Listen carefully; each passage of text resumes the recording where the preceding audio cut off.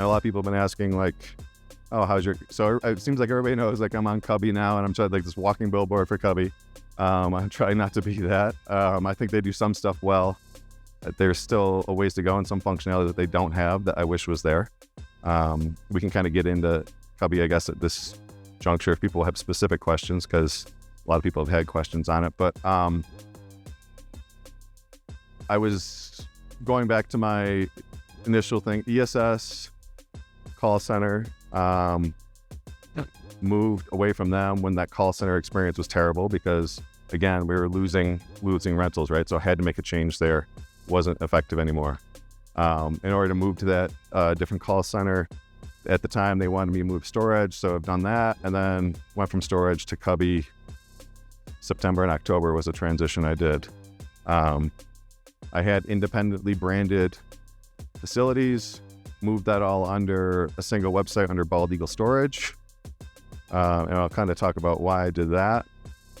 And at the end of the day, like, I want to have that elevated online presence because I think that does matter, right? When people are shopping around, people are more price conscious, but if they just kind of get the sense that like it's a little bit nicer online experience, maybe have a couple nicer photos, maybe they'll pay $5-10 a month more, and there you can justify your street rates just with having a little bit better online presence, and better tenants too.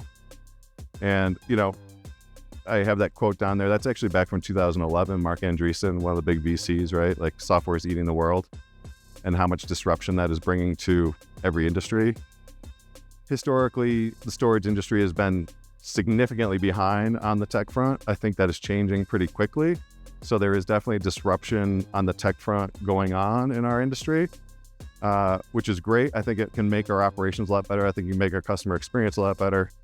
But you have to be willing to adapt and adjust and move with that and not be, you want to be on the front end of that, right? Not the back end. I think the ESS call center website, 2019, 2020, whatever, that was maybe on the earlier leading front. I'd say that's no longer the case, right? And so you need to keep up with the trend. A couple things I like about what Cubby is doing, I'll mention right here. So this screenshot here is the checkout experience. So if you go back here, right, in order to rent a unit online from ESS, you click on the rent now and you have to fill out that entire form basically on your phone.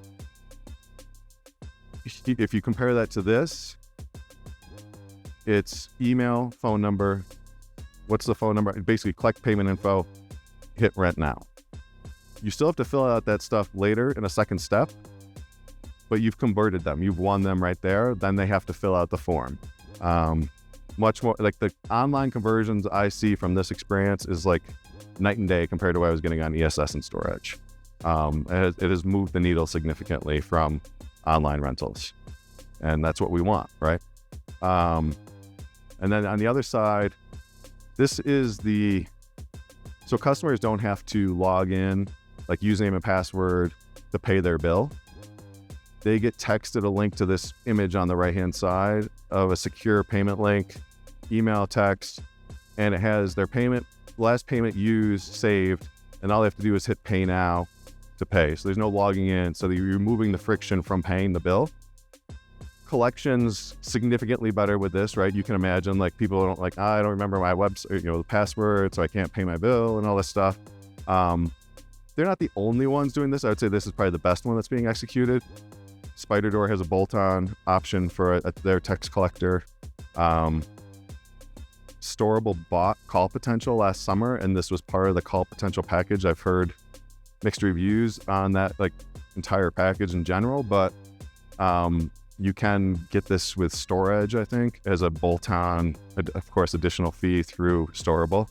I know, I'll leave the person anonymous, but somebody who most of us would know in the room started using that recently, and monthly collections are up $7,000 just from implementing that into their collection process. And like drops down phone calls substantially, right? Like, so the amount of folks, like I know you have that in-house, number of calls they're receiving to make a payment down substantially, just because it's, sorry? This is an auto pay. I mean, so the auto pay would be separate. They would just get emailed the receipt. This is if somebody's not on auto pay, you get a text with a link that takes you directly to that page for your account, and then you just click pay now, or you can update the card. And you can't actually see it, it's cut off here, but there's a box there that says, authorized monthly payments going forward. So your auto pay opt-ins will grow over time, just so people I don't even want to receive this anymore. Any questions? Yeah. Brandon, I do have a question.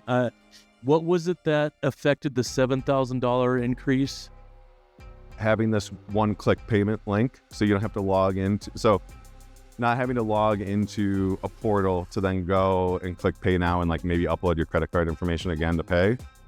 You get sent a link to this little mini website, call it, right? With your payment info saved, and you just click and pay. So it's literally a 2-second process to pay. Part of Cubby. Correct. Yeah, that's native built into it. But like I said, there are SpiderDoor has a bolt-on that you can use for other ones, and Storable is now offering it kind of through the Call Potential phone system. But it matters, and customers want this, right?